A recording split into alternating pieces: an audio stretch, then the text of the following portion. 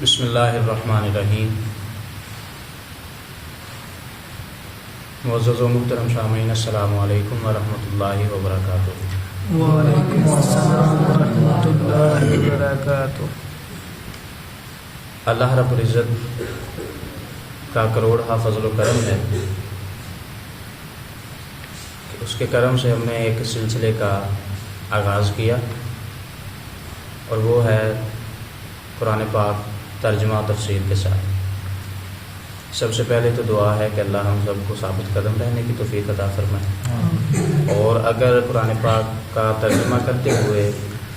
بھول کر جانے انجانے میں کوئی غلطی ہم سے واقع بھی ہو تو اللہ رب العزت اپنے پیارے حبیب کا صدقہ ہماری مغفرت فرمائے۔ سب سے پہلے یہ بات یاد رکھیں کہ قرآن پاک کا ترجمہ شروع کرنے سے پہلے قرآن پاک اللہ رب العزت کی ایک ایسی کتاب ہے جس کتاب کا ثانی کوئی نہیں۔ اللہ رب العزت نے یہ کتاب نازل فرما کے بتا دیا کہ یہ کتاب جو ہے یہ پہلی کتابوں کی بھی سردار ہے، اور یہ اللہ کا اپنے پیارے حبیب کے صدقے سے ہم پر فضل ہے کہ یہ ایسی کتاب ہے جس کی سب سے پہلی فضیلت تو یہ ہے کہ اس کے سچے ہونے کے اندر کوئی شک نہیں ہے، ٹھیک ہے۔ اور دوسرا، یہ کتاب ایسی ہے کہ اس کا ہر لفظ پڑھنے والے کو پڑھنے پر بھی ثواب ملے گا، جس طرح کہ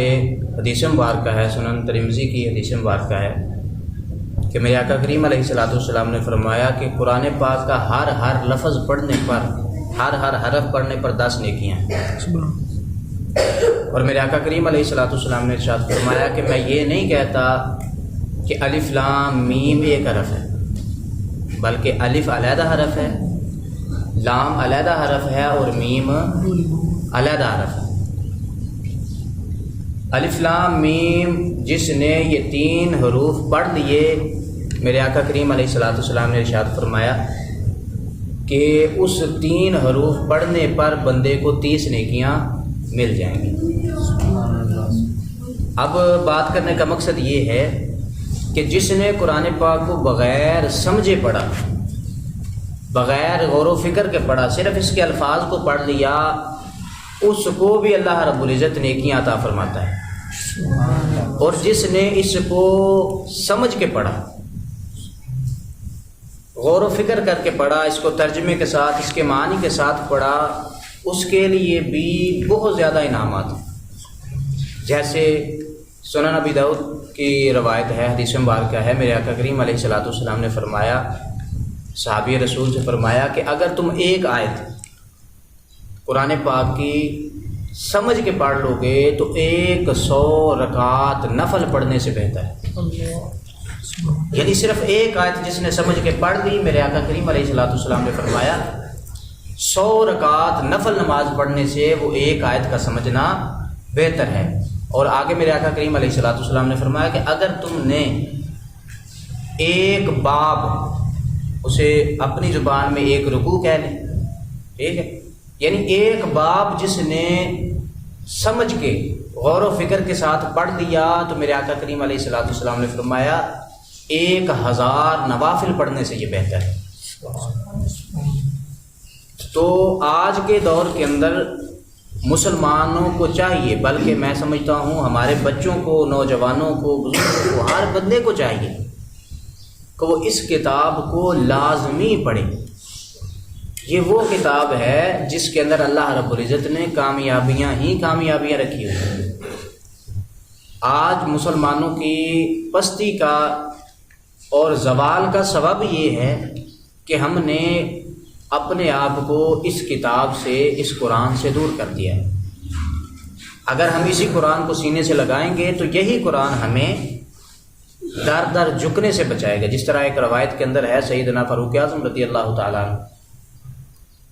آپ کے پاس ایک بندہ آ جاتا تھا،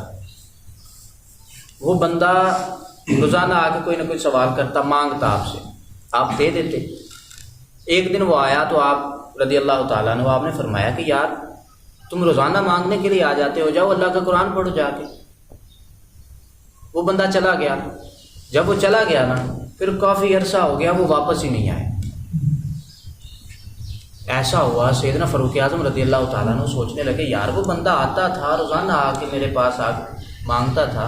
تو میں نے اسے جھڑک دیا ہے، اب وہ دوبارہ کبھی آئے نہیں۔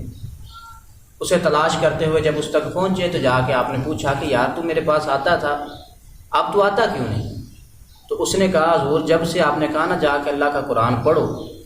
جب سے میں نے اللہ کا قرآن پڑھنا شروع کیا ہے خدا کی عزت کی قسم ہے قرآن کسی کے سامنے ہاتھ پھیلانے نہیں دیتا۔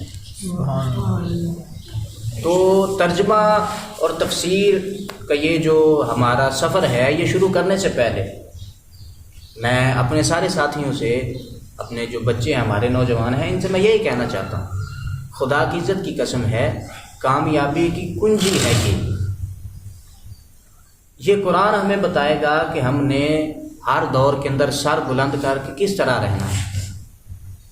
جس طرح اقبال علیہ الرحمہ نے فرمایا کہ قرآن میں ہو غوطہ زن اے مرد مسلمان، اللہ کرے تجھ کو عطا جدت کردار۔ جب بندہ قرآن کے اندر غوطہ زن ہوتا ہے تو اقبال فرماتے ہیں پھر اللہ رب العزت ہر بندے کو جو قرآن کے اندر غوطہ زن ہو جاتا ہے، جو قرآن کے معنی و مفہوم کے اندر ڈوب جاتا ہے، پھر اللہ رب العزت اس کے کردار کے اندر جدت پیدا فرما دیتے ہیں۔ تو اس لیے دوستو، نوجوانوں، بچوں، ساتھیوں، میں یہی عرض کروں گا سکول، کالج، جو بھی زندگی ہے ہماری، دنیا کی زندگی جتنی بھی ہے، ٹھیک ہے ہماری وہاں پہ ضرورتیں ہیں، لیکن ان ضرورتوں کے پیچھے جو قرآن کو چھوڑ دیا گیا ہے، اس وجہ سے اللہ رب العزت وہ کبھی بھی ضرورتیں پوری نہیں ہونے دے گا جب تک ہم اس قرآن کے اندر اس کے معنی مفہوم کے اندر توجہ نہیں دیں گے۔ تو اللہ کی بارگاہ کے اندر دعا ہے اللہ رب العزت ہمارے اس سفر کو جاری و ساری فرمائے اور پایۂ تکمیل تک پہنچائے، اور جو کام ہم نے شروع کیا ہے اللہ رب العزت اس میں ہمارا حامی و ناصر ہو۔